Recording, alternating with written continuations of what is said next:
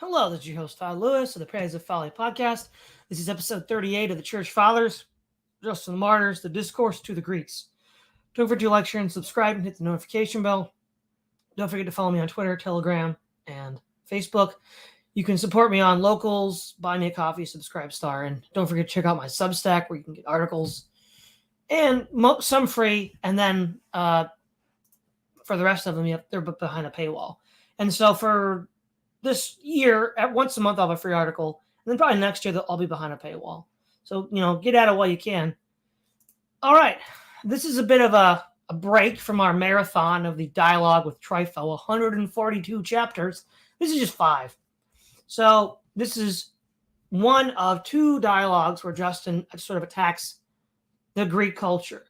So, right, the apology does deal with the Greeks and the Romans, of course, but it's defensive, right? It's him giving an account of the Christian belief and why it's superior to the pagan beliefs rather than a direct attack on the pagan beliefs themselves. So let's get this going. Chapter 1, he says, the Greek religion and poets are depraved. Their heroes are grossly immoral. Agamemnon facilitates the lust of his brother, slays his own daughter, mobilizes Greeks to retrieve Helen for his brother, fought with Achilles over the possession of female servants.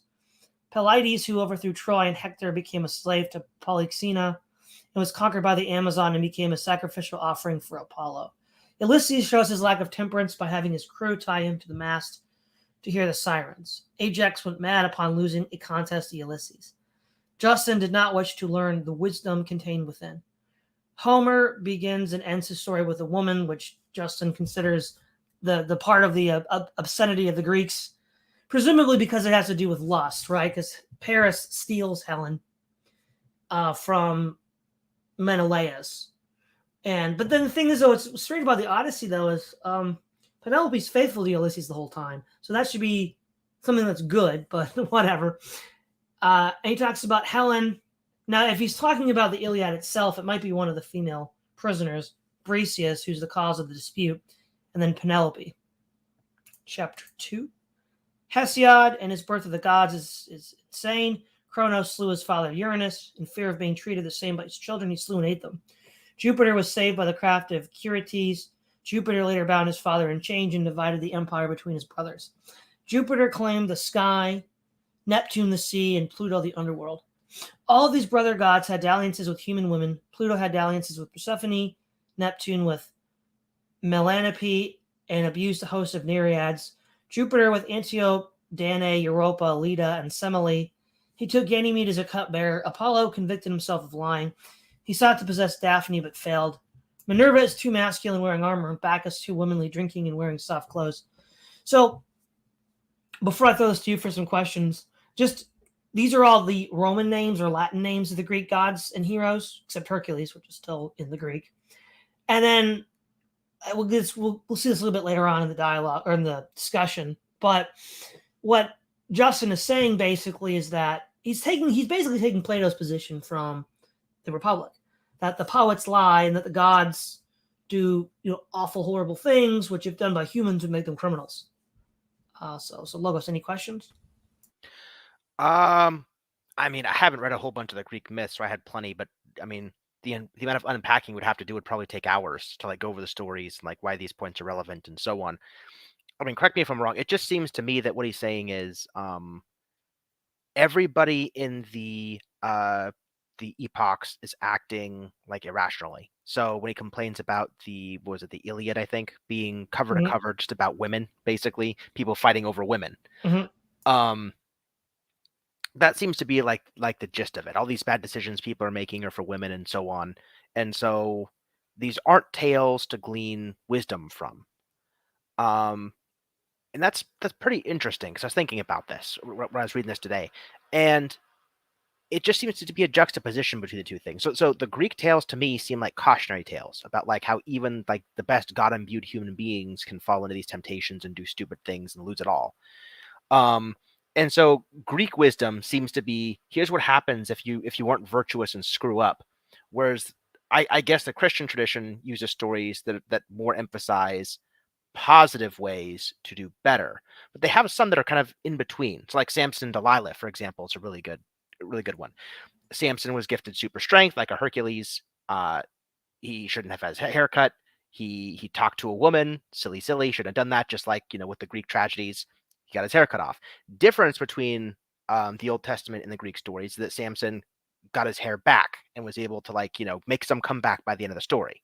And that's not open to the Greeks. Like I think in their stories, I have to read more to see, but it seems like once they fall, they're just kind of like done. Usually. I'll get to, at the end of this discussion, I'll talk about my own theory about the Greek myths and literature, and how I don't entirely agree with Justin's reading, though he's correct on the facts as far as I can tell, because I've read almost all the myths way back in the day in high school, and I reread the Iliad and the Odyssey a couple of years ago. So we'll just keep going, and then I'll give you my final thoughts on that. Oh, whoops! You do Discourse. There we go.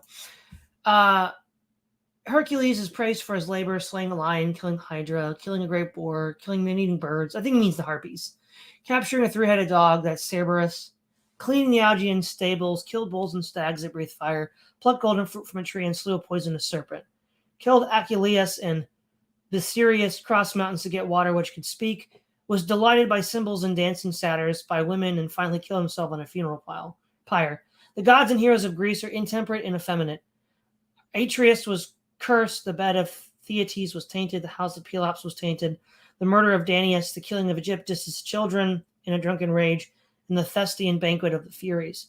Murder and fratricide mark out your gods and heroes. 4. The public assemblies of the Greeks are hated by Justin. They are degenerate. Being provoked to lust and sin, you shame yourselves in your deeds. You worship gods who, if their deeds were to be done to you by your sons, you would punish them. Why do you object when your sons like Jupiter take your wife? Why do you blame your wife for unchastity when she imitates Venus, whom you worship in shrines? What you would count slanders if uttered by another are counted sacred and true, coming from the mouth of poets. So, okay, this finishes his take on the Greeks. Is there anything else you want to add, Logos? Nope, I think we're good. Okay, so now we're going to get to his conclusion, why Christianity is better. Justin encourages the Greeks to be initiated into the wisdom of Christ, rather than the worship of gods and heroes that destroy nations. God is the ruler of all and does not desire strength or beauty or high-spiritedness, but a pure soul, holiness, and holy actions. He is the trumpet of peace to a soul at war. He is the weapon that puts passions to flight. The word of God has more influence and power than the poets, philosophers, and orators. The former instruct to vice and immorality, the latter to truth. The word of truth makes men into gods and immortals. Justin was conquered by this divine law, like a serpent charmed out of his den. This word derives out of the sensuousness from our. Oh, sorry. This word drives out the sensuousness from our heart, lust, and from thence drives out anger and passion. The soul being set free from these ills that once beset it, returned to God, from whence it was departed. So, okay, I don't know. Is he arguing for pre-existing souls here? For he says, I'll read it directly. So the word drives the fearful passions of our sensuous nature from the very recesses of the soul, first driving forth lust, through which every ill is begotten, hatred, strife, envy, emulations, anger, and such like. Lust being once banished, the soul becomes calm and serene, and being set free from the ills in which it was sunk up to the neck, it returns to him who made it. I don't know. Is that like pre-existing soul kind of thing here? For it is fit that it should be restored to that state whence it departed, where every soul was or is. That sounds Platonic. I mean, it sounds like he's saying that we had a soul that was once pure, and that it fell, and that Christ makes it pure again. That's what chapter 5 sounds like to me. Hold on, let me read it again for myself and see real quick.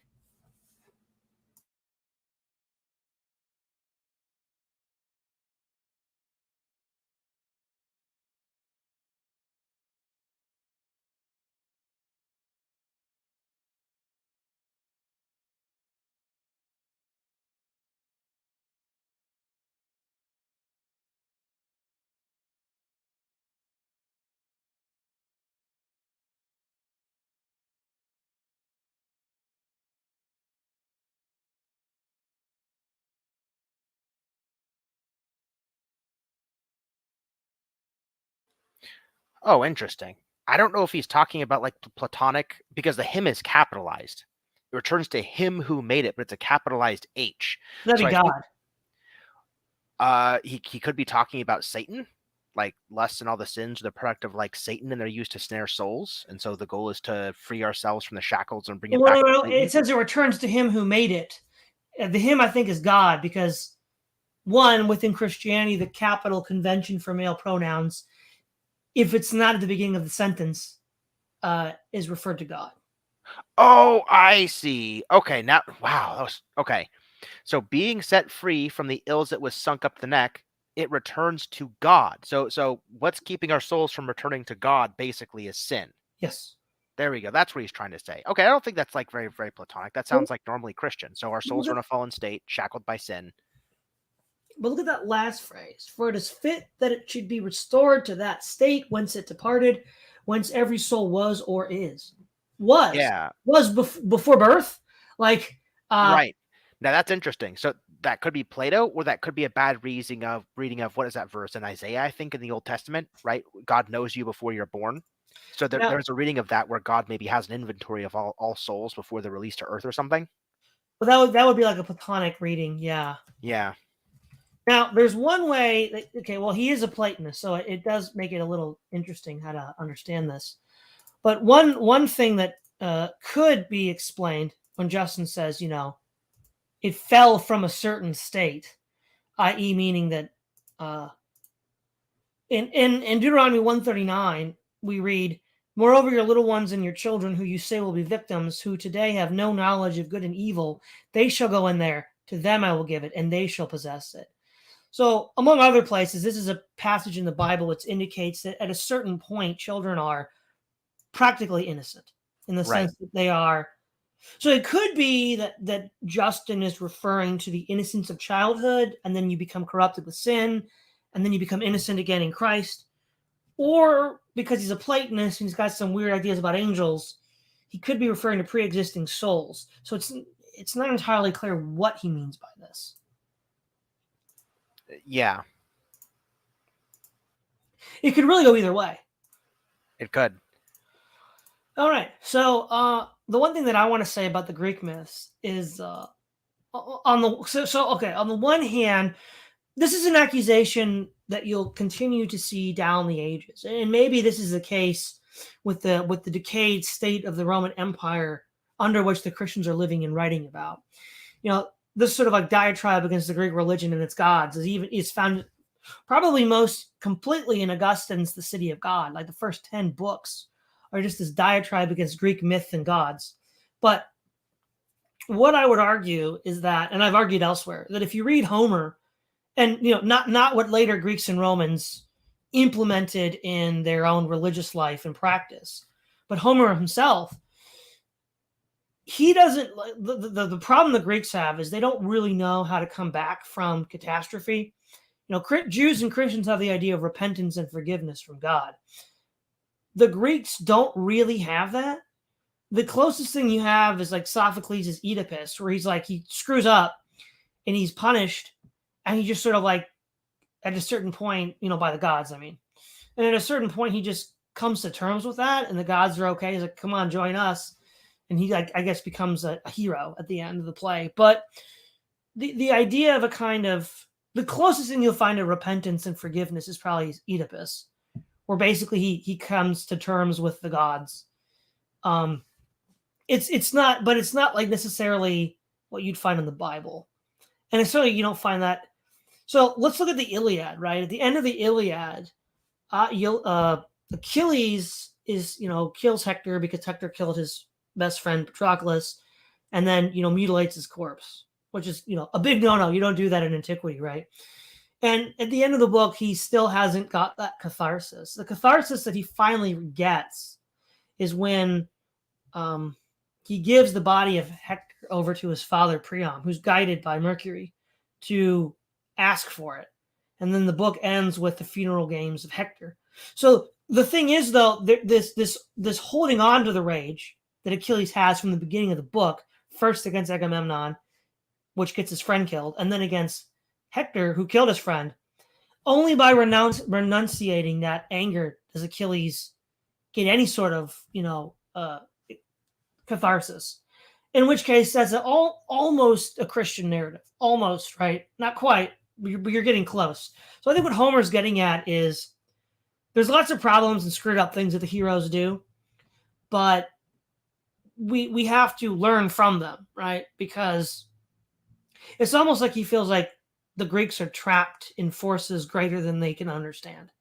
The gods can lie to you like Zeus and get you all screwed up and tricked.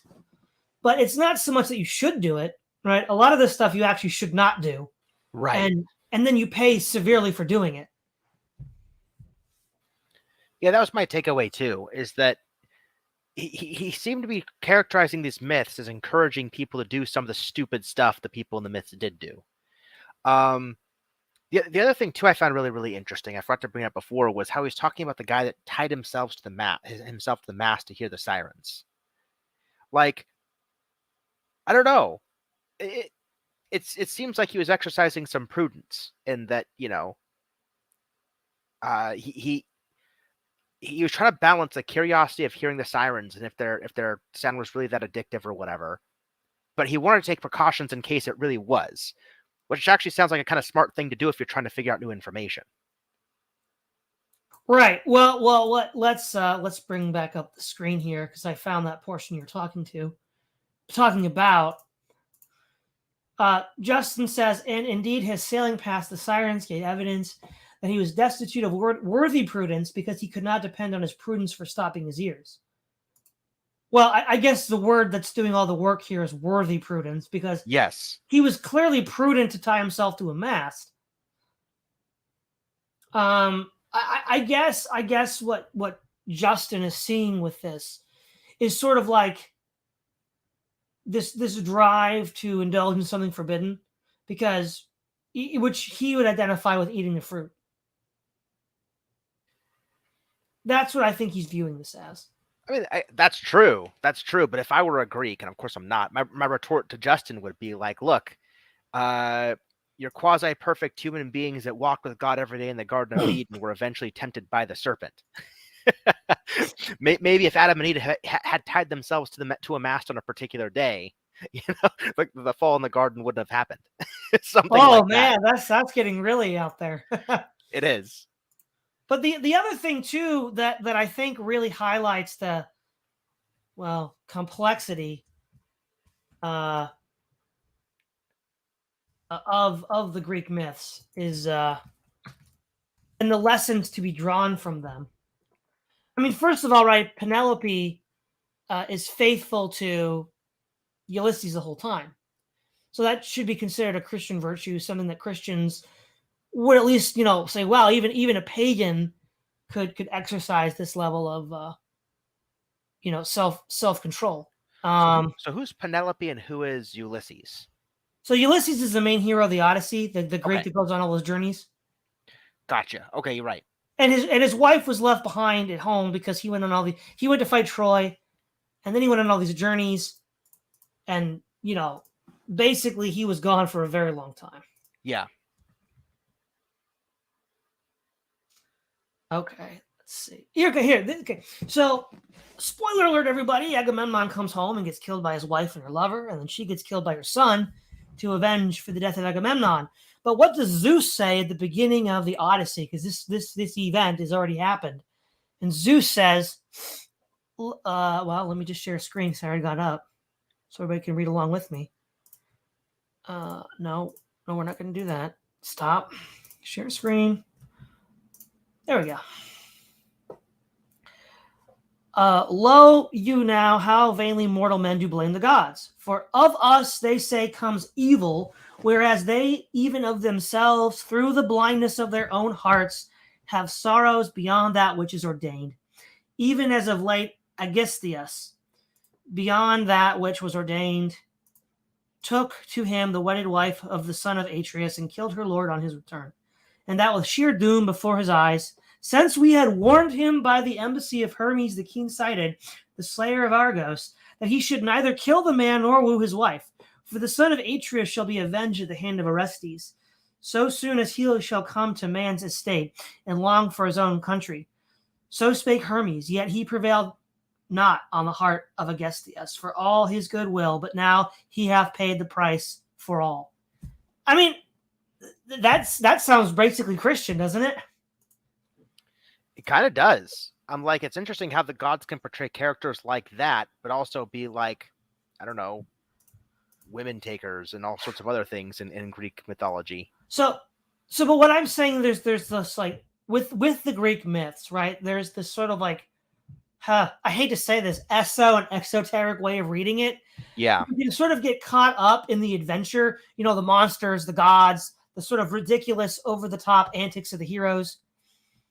And yeah, a lot of people get caught up in that.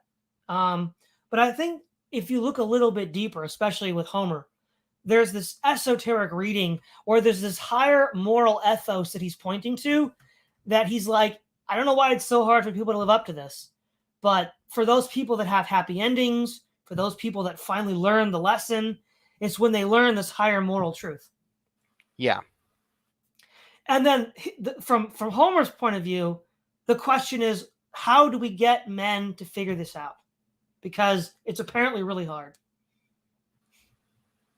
Yeah, that's from what little I understand of the Greek myths, that seems to be the point. Here's all the ways you can screw up. Here's what's going to happen to you if you screw up. And hopefully these cautionary tales will help people screw up less. Right. Now we also need to consider the fact that possibly in the heyday of the Roman Empire itself, these deeds were seen as normative to be imitated, at least in religious ceremonies or something. So it could be that because for example, the Platonists, like of which Justin is one, took a more allegorical reading of the Iliad and the Odyssey because they believed that it was encouraging their fellow Greeks to behave in such a way. So it could be that it was being used that way at the time. Also, there's the phenomena we have here. I mean, think about The Lord of the Rings and think about Amazon's new show, The Rings of Power.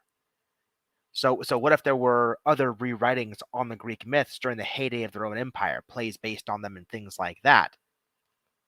They were like muddying the original stories. Well, that could be true too. People could have, because part of what makes the Greek myths in Roman myths unique is that there isn't a canon like with the Hebrew scriptures and the Jewish scriptures. There's sort of like all sorts of different Zeuses that if they all were to have done the things said to them would not be possible. Yeah. It was kind of like a collage of what we see in the superhero genre. That's a good analogy, actually. So yeah. I mean, I think another thing to consider too is we live in an age when nobody actually believes in the gods of Olympus, and these are just stories to us. I think it would be quite different to live in a world where everybody believed in that and then acted in such a way that they and justify their actions by appeals to these works.